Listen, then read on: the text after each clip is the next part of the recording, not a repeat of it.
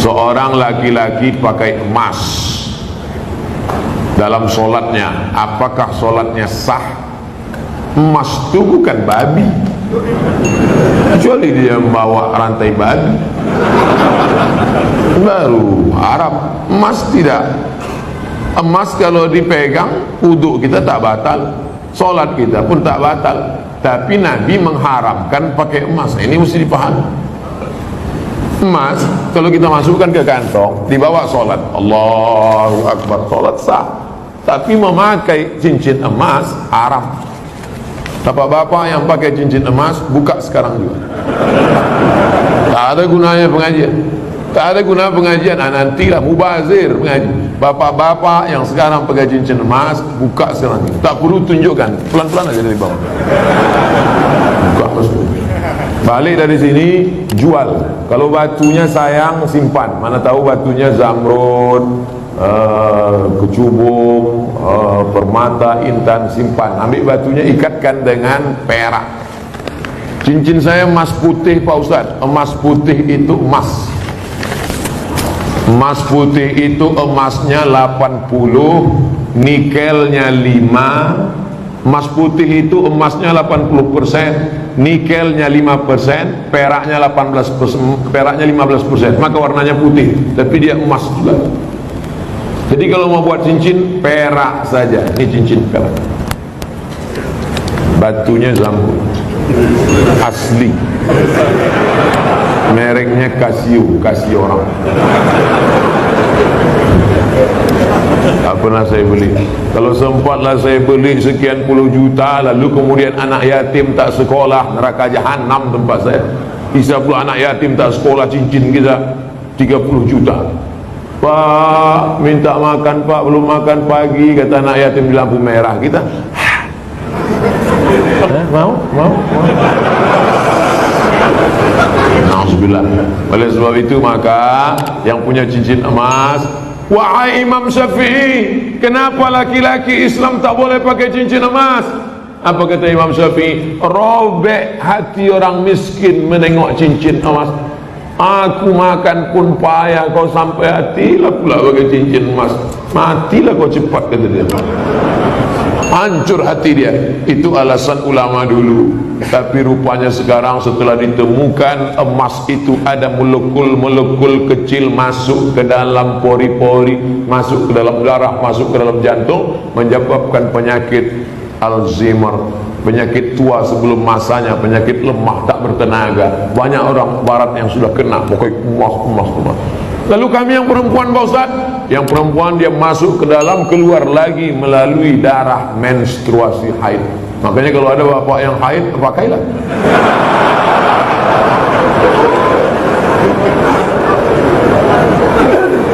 Saya selalu ketiduran, tak dapat solat subuh. Orang yang tak solat subuh karena ketiduran, ada hadisnya. Man nama, siapa yang tidur, walam yusalli, sampai tak sembahyang subuh, balas syaitanu fi uzuni, setan kencing di telinganya. Yang tadi tak sembahyang subuh, itu tertulis di sini, toilet setan. Makanya ceramah ini harus terus diamalkan. Balik dari sini, pergi ke toko jam di Tanjung Pinang, cari dia. Mbak, apa jam yang paling mantap di sini? Nah, ini satu. Tanya dia, ada tak jam yang bisa menyipak? Asal jam 5 menyipak dia. Kalau pang, supaya bangun subuh. Ibu-ibu yang membangunkan lakinya, rahimallahu mura'atan, Allah mencurahkan rahmat pada laki-laki, aiqadha ahlahu, yang membangunkan istrinya untuk salat subuh. Bangun mama bangun ibu. Tapi sekarang tak jelas lagi dunia ini Ustaz. Entah siapa yang membangunkan, entah siapa yang dibangunkan. Ibu tu pula yang membawa air setimba. Bangun. Yang aslinya kalianlah laki-laki yang membangunkan perempuan. Tak satu dua perempuan mengadu, melapor, Ustaz, kusangka dulu kalau nikah sama dia aku bahagia, dia PNS golongan 4A, gajinya banyak, tunjangannya hebat, rumahnya besar, mobilnya mewah. Ternyata setelah nikah sama dia menderita Ustaz, macam tidur sama babi hutan. Walaupun hidup 1000 tahun, kalau tak sembayang apa gunanya? Walaupun hidup 1000 tahun, kalau tak sembayang apa gunanya? Besok pagi masak sarapan, ibu nyanyikan lagu itu. Walaupun hidup 1000 tahun, sambil ngacau tu, walaupun hidup. Kau nyindir aku ya? Aku tak ada nyindir. Aku tak ada nyindir. Ini lagu Ustaz Somad semalam waktu di masjid.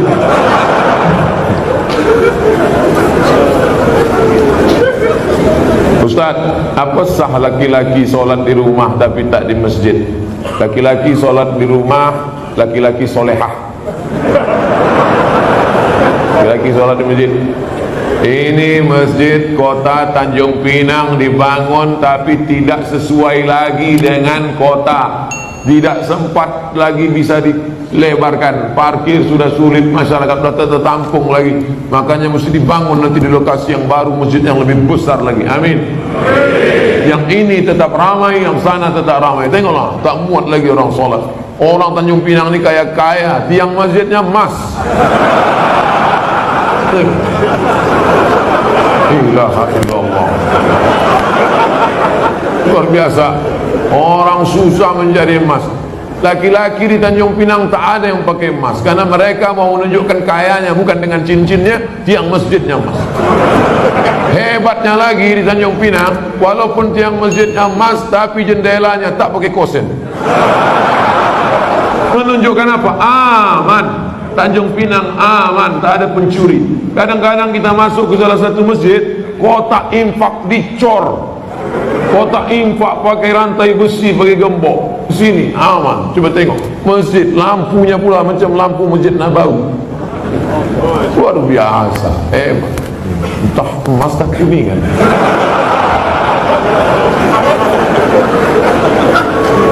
Apa maksud saya? Nikmat yang sudah besar ini maka dibalas dengan solat berjamaah. Tapi rasanya mengajak orang Tanjung Pinang solat berjamaah mubazir, karena solat berjamaah di Tanjung Pinang coba tengok melimpah ruah sampai tak muat keluar-luar. Tengok itu yang di luar-luar yang berdiri itu juga dapat pahala solat berjamaah. Kalau solat, tidak solat mana mau dapat? Layan tayanna, mereka yang tak datang ke masjid jangan ulangi lagi. Yang solat di kantor, yang solat di rumah, yang solat di kamar, jangan ulangi lagi, kata Nabi. Kalau kalian tetap solat di rumah, la uharriqanna alaihim buyutahum, ku bakar rumah mereka. Nabi yang bilang, kalau kalian solat di rumah, ku bakar rumah mereka. Kalau hidup Nabi sekarang bertambah hotspot titik api. Saking banyaknya rumah yang dibakar Nabi, berasap lagi. Ustaz janganlah sebut-sebut asap. Asap Tanjung Pinang ini kan dari kampung Ustaz juga. Saya tahu, ku tahu apa yang ada dalam hati. Sebelumnya dari malam saya niat sholat subuh, tapi saya bangunnya jam 6 pagi waktu setempat. Apakah masih boleh sholat? Ini bukan menanya, menawar ya.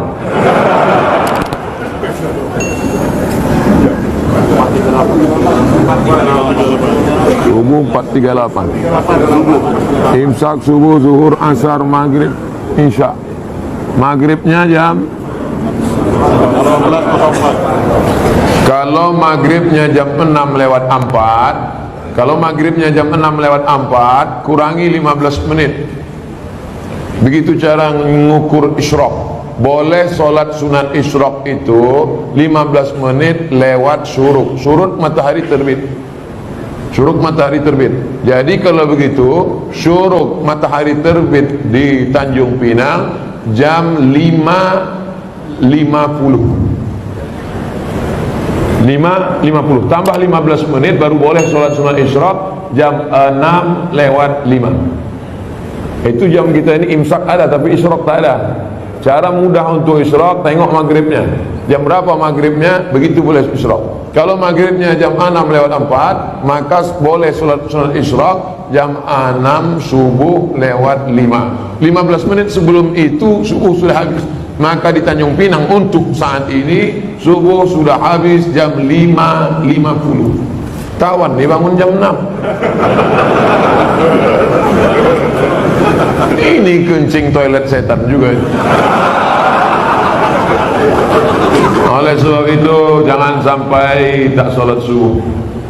Bangun sholat subuh walaupun lambat jam 5.30, ada waktu 20 menit lagi, jangan langsung sholat subuh, tapi qabliyah subuh, karena qabliyah subuh khairun minad dunya wa ma fiha. Usolli sunnata subhi rak'ataini qabliyatan. Rakaat pertama qul ya ayyuhal kafirun, rakaat kedua qul huwallahu ahad, baru iqamat, baru sholat subuh. Jangan tinggalkan qabliyah subuh, jangan tinggalkan qabliyah subuh walaupun terlambat.